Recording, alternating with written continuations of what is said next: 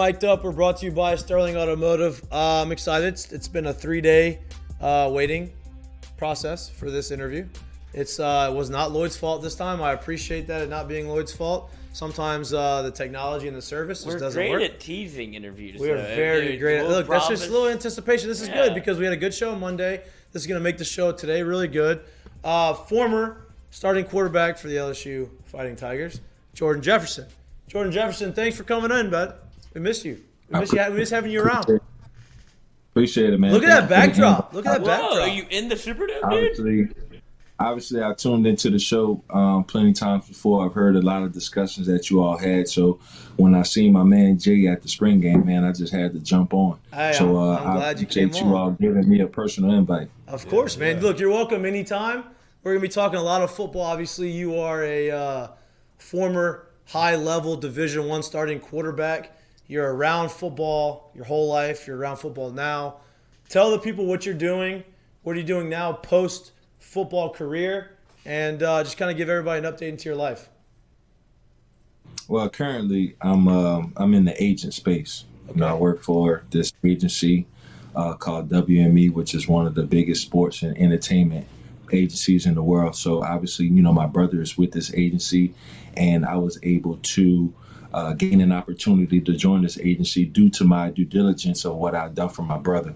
I handle a lot of his branding, marketing, investment portfolio, and also his foundation that we started last year after the pandemic. So when it came to the sports management space, I obviously was fitting for that opportunity of being a former player and actually going through that process, being in this process with my youngest brother, which is a very high-profile NFL wide receiver, and also being able to share that information with athletes that are going through that process of reaching their professional potential. So, I work with guys in the marketing space, the NIL space, contracts and negotiations. So really just building within that space with WME. I love that. So, obviously, your brother is, as you said, a high-level NFL superstar. Talk about how cool it is to watch him grow up and watch him grow into the player that he has become. And you have a firsthand look not only at him on the field, but behind the scenes and how the man and the person that he's become. That's a beautiful sight, man. It's obviously a story that you can't write. But strategically, we prepared for this moment. I mean, a lot of people refer to his name as Jay Jets. We started that whole alter ego persona in high school. So everything about what he is doing today has been based off of information, obviously from his older brothers, myself and Ricky playing there 4 years both. So he got 8 years worth of, legitimate experience of being in the locker room, watching wide receivers like Jared Mitchell and Brandon LaFell and Terrence Tolliver and OBJ. He had firsthand experiences to witness these things, and being able to apply that to his game right now, gives him a great advantage and a blessing that helped his career. Honestly, as being a family member and watching it, I've become a fan. The roles have been reversed. He used to watch me play when he was younger, and he was a fan of myself, when it came to wearing my football jersey or, just trying to mimic a lot of things that I've done. So now I have the opportunity of being in the stands and just really watching as a fan. So he's a hard worker. He's a grinder. Obviously, he represents where he comes from. And it's always LSU, baby. Go Tigers. I wanted to talk about LSU and the football part of it and kind of get your takes on it. But this is very interesting to me because obviously family is very close to my heart. I'm very close to my family. And everything that you are saying is, to me, extremely important. And how you are articulating it and how you are talking about it makes me excited because I want to kind of get more in depth on these types of things.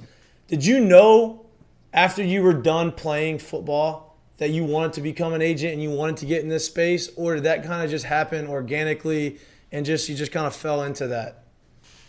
I fell into it. It happened organically. When I was done playing, I got into coaching.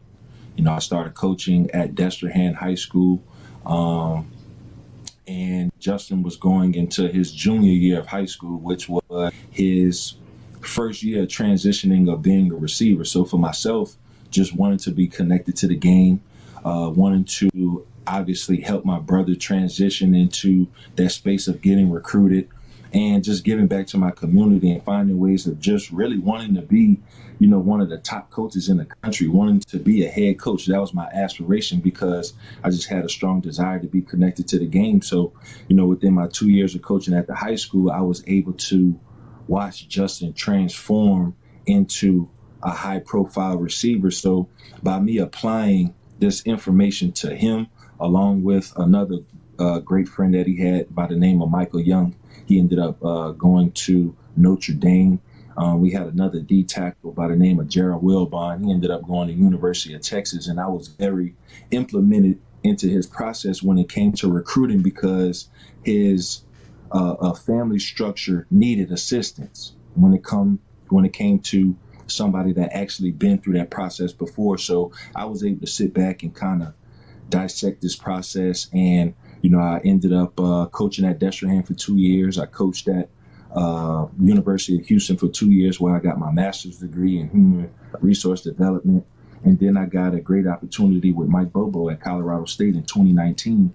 And, that was great for me. But obviously, coaching comes with a lot of adversity. Even within the pandemic, football was a little up in the air. And then I also gained this great opportunity to work down in Dallas at a junior college by the name of Navarro. And that really opened my eyes and perspective into, how much of a need and a value former players were, or guys like myself that wanted to give back to the game was needed in this area. And within that space, Justin was going within his junior year of college. My family had obviously put a lot of trust in me with the process and sharing information when it came to interviewing agents and financial advisors and just the whole process of building his team. And I had a great conversation with my family at that time. Obviously, I was coaching at a junior college. I wanted more than the position that I was in. So, I was doing a lot of interviewing at the time, interviewing with a lot of Division I and NFL jobs. And I had a real sit down with my family in regards to, what will be best moving forward. And honestly, working with my brother obviously was the best opportunity for myself at the time. So that's when, I started to cross over more into the sports management role, and then it converted over to the agency space. The first thing I did was more appearance for Justin. We did, youth football camps in San Diego and LA. We did a youth football camp in San Antonio and also Austin. And by me witnessing that experience of, putting those type of social events together, community events. He has his J Jets Foundation in Minnesota, which we do backpack giveaways, turkey drive, toy drive. So being a part of that process and just being a family member organically pushed me into that space of being an agent, to where now I share these forms of information with guys, that need that form of assistance. Man, you're telling me short side option got you that many coaching jobs, dude? This is. I'm saying, you telling me short side option got you that many coaching jobs, dude? Honestly, the coaching space, man, you gotta thrive on your own, man. Absolutely. It's a space that I had to really network and politic at conventions and really reach out to coaches. And honestly, I got great responses, but being a former player and being into that coaching space, you're a advocate, you're also a threat. Yeah. So for a lot of people, I became a threat into that space, which I understood that, by me just naturally gravitating to a locker room. So I converted over to a space that honestly became organic. I didn't think that I was going to be within the agent space, but now that I have been in it, it's still the same form of being a coach because I mentor players now. I mentor professional, collegiate, high school players, and it gives me a form in a sense of building a roster. So it's kind of like the same token in the space. And obviously with the NIL space, it grows to the point to where you can build that roster even more. You're obviously this is my last non-football question, but you're obviously a very high-level thinker, right? Your brain works at a very high level. I appreciate that. I respect that. Me and Jay talk about all this kind of stuff on the side too. Have you always been that way, or is that something that you had to grow into post-college career? Is that something that you've always had an interest in and something that you've always done is think at a high level? I've always been that way, man. Just playing that quarterback position, I naturally gravitated towards that. That's not something that, I did going to college. I was always that form of leader, as a family member, just being an older brother and having younger siblings to look after, or, just being, a natural leader when it came to my position. So, I've always, had that form of role within me. And I feel like it, grew over time as I continuously matured and just became open-minded to information. Going to master's degree at University of Houston, that opened my mind to a lot of different avenues and a lot of different spaces that was outside of football. It's kind of hard in some cases to, really tap into, some of those spaces fully because it's such a dedication to being the best football player that you can become. So when football slowed down for me, I started to pick up in other areas. And which, if it's for philosophical or philanthropy or whatever the case may be, I just added that to my, portfolio. I love that. Okay, let's get to the coaching, Jordan Jefferson, right now. You obviously big LSU guy. Obviously, I'm assuming you watched the game. I'm assuming you saw the ups and downs of the game. Give me your take on what you saw, because obviously you were in very public quarterback battles your time at LSU, right? You're extremely athletic, had a bunch of talent. What do you see with the team right now? What do you see in the game that you saw on Sunday, and what do you think that they should do differently? What I saw in the game was a team that definitely is working on chemistry. Obviously, the first half was a bit slow in regards of, just gelling together and having that identity. And I feel like the second half they picked up, on that identity and started to play more together. But then the second half, obviously it takes, for you to win a game, you have to win two phases of the ball, and having, special teams as one of those phases to where you didn't win is obviously, a hard detriment to overcome. So, I really see a lot of growth. I see a lot of potential. Obviously, that's the first game that was played under Coach Kelly's leadership. It's the first game that, the quarterback and this person and that person with on the roster had the opportunity, to put themselves in that position of success. So I think, with a lot of practice, a lot of due diligence, gelling together, they will have better opportunities and better showcases moving forward. I think the quarterback definitely had a lot of efficiency. If you look at his completion rate, it was very high. What was it, about 75%? 35.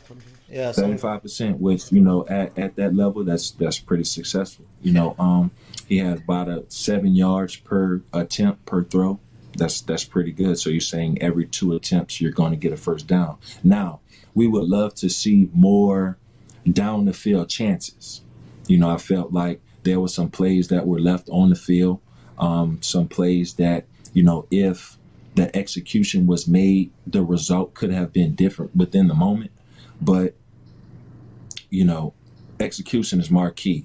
Chemistry is marquee.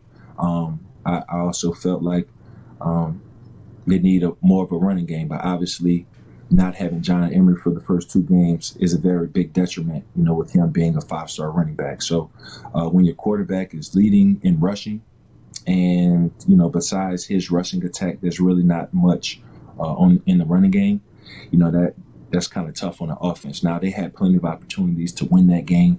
They shot themselves in the foot in a lot of cases. And the only thing that they could do from it is review the film, really be coachable, really, be self-reflective and find out what that identity is moving forward, because honestly, the schedule gets tougher and it's not getting easier from here on.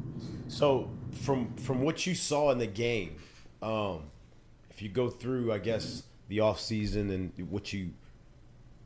where the team was, the guys that came in, from what you saw in the game, how far off or how close to what you thought you'd see in game 1 of the Brian Kelly era Where was that in terms of those two things fitting together?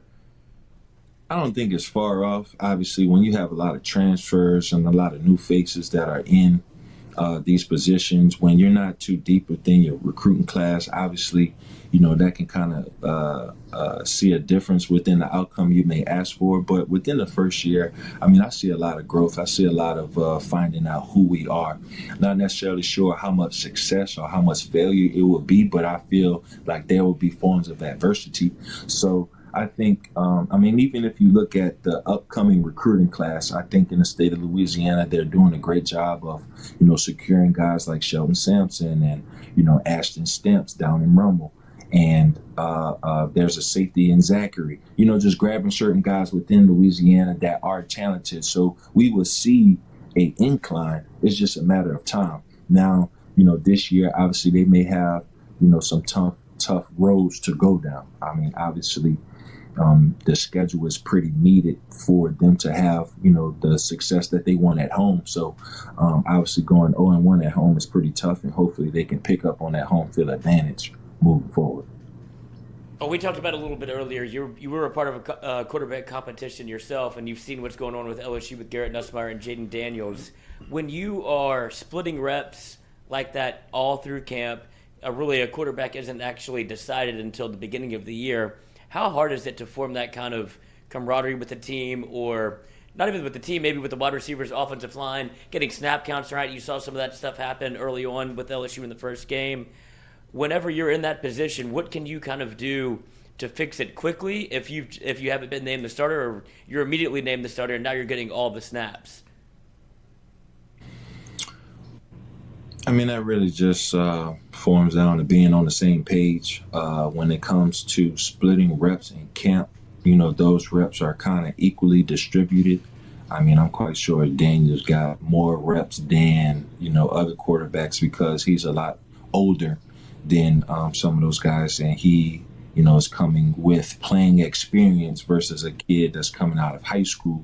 So I'm quite sure that transaction leaned more towards Daniels, and he did receive more of the reps. Now, Daniels would just have to come in and be a lot more efficient, have more of a vocal leadership when it comes to having everybody on the same page offensively.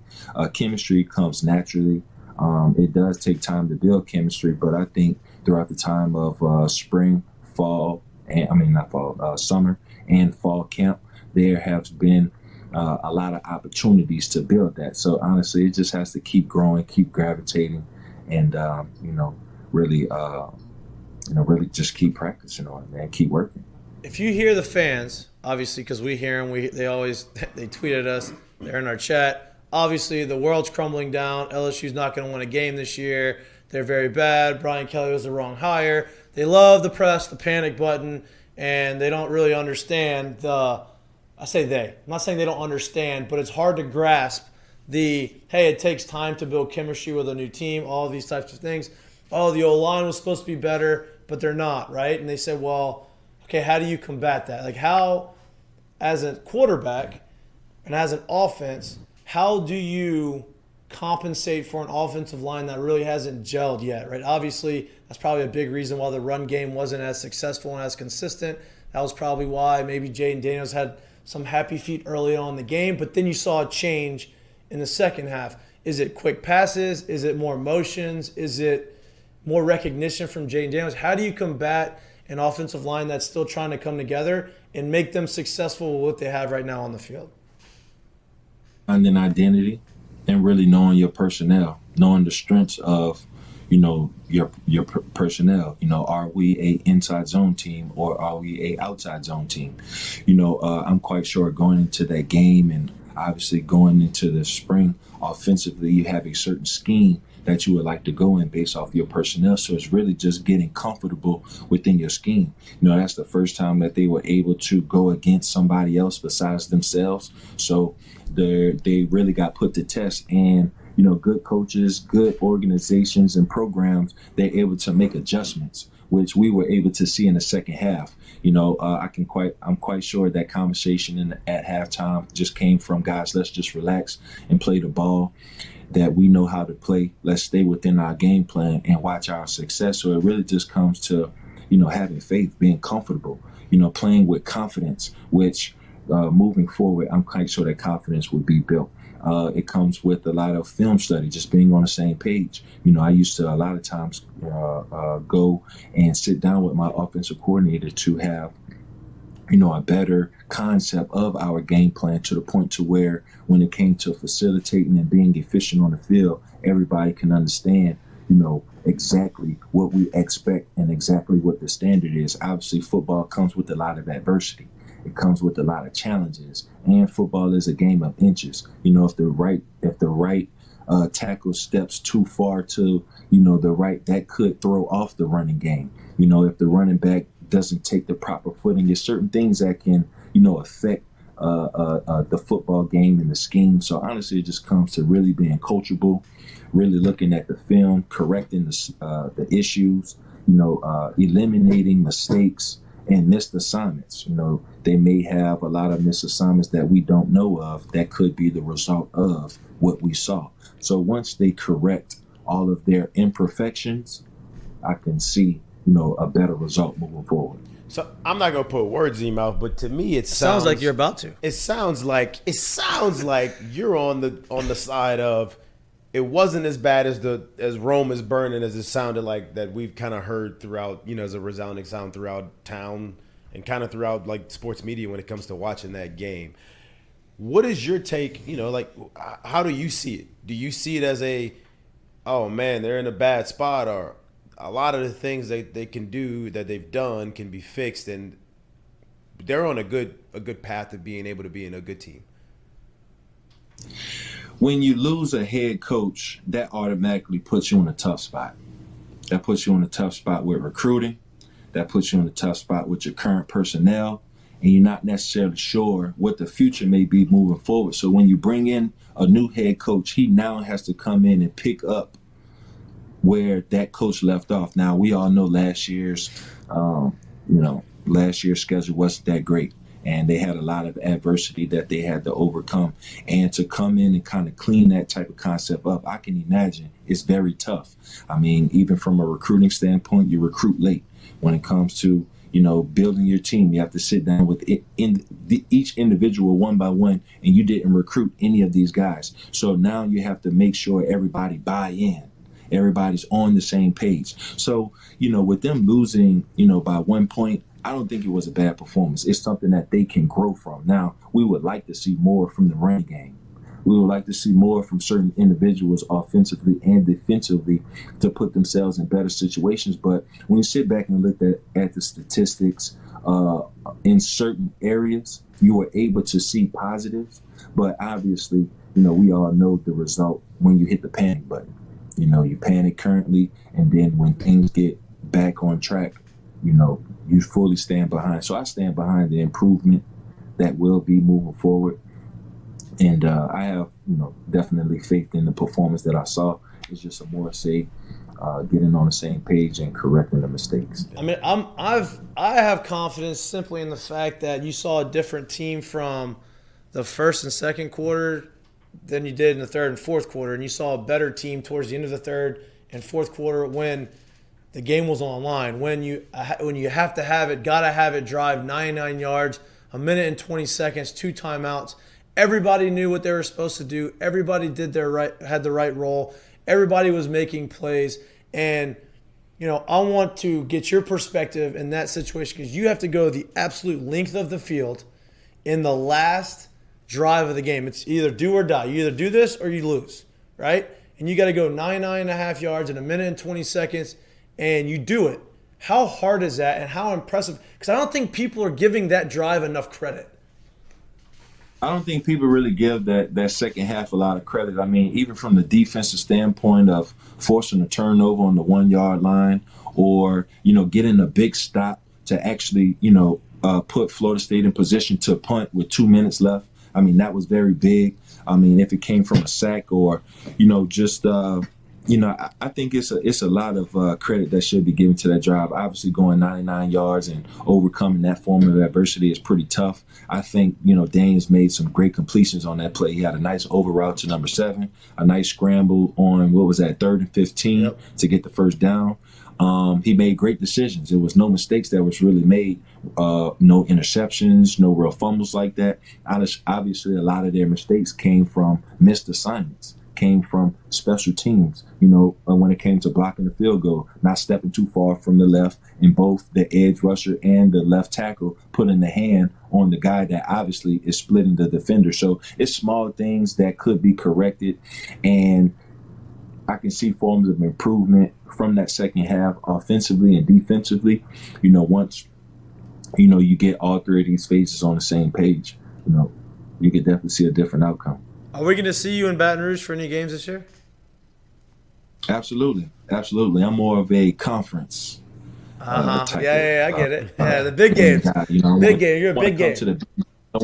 I want to see the big show. And honestly, a lot of the guys that are on the team, man, I'm fans of those guys. I mentor some of them, and really just sharing organic information from a former player standpoint. So, I'll definitely come to a couple of games and support some of my guys that I work with personally, and really sit there as a fan and just sit back and see, really the result of what's going to happen with the Tigers. But I know this year there'll be a lot of challenges and adversity, just being on a first year basis, and it's really about just finding out what that identity will be. Man, I can't tell you how much I appreciate you coming on. This was one of my favorite conversations that we've had. I thoroughly enjoyed having this. I would love anytime you want to come back on and talk football, talk life, just philosophize, if you will. You got the link. Anytime you want to do it, please come back on, because this was very, very enjoyable for me. I know Jay thinks the same way. We got to get you on with mom and dad, man. Since they put three of y'all through LSU, like Yes. that's impressive, Yes. yo. I got to get what they've been doing. What's the task we number? starting to get to that side of it, right? I got to know. I need to know. Right. No doubt. Right. I mean, it really just came from just being supportive, man, and just being there for each other as a family, man. A lot of people don't know, Jay, when we used to have spring break, man, or sometime in the summer times, man, I used to go down, and get with my brothers and put them in the yard, and grab the ball, put the cleats on, and let's go. Let's work out. Let's put on a show. And, at that time, if I was 18, Ricky had to be 14, 13. Justin had to be 8 or 9. So it's just been years of, just grinding together and overcoming adversities in a lot of different ways. And, nothing really came easy. And obviously we all been through our challenges. And at the end of the day, just being consistent through life and just putting in a lot of hard work, like our parents always preach to us, man, we're able to see, a lot of benefits, as we continue to grow. So it's not about being, hot, it's about being legendary. Yeah. And, within our spaces, we all are legends. So I appreciate y'all inviting me on the show. I'm obviously fans of the show. I've always, had a great relationship with you all, back in my times at LSU, and it's just good to see guys thriving in different spaces outside of what they've mastered already. Obviously it takes 10 years to master something. Obviously you guys master baseball, right. Mastered football, mastered the art of journalism or commentating.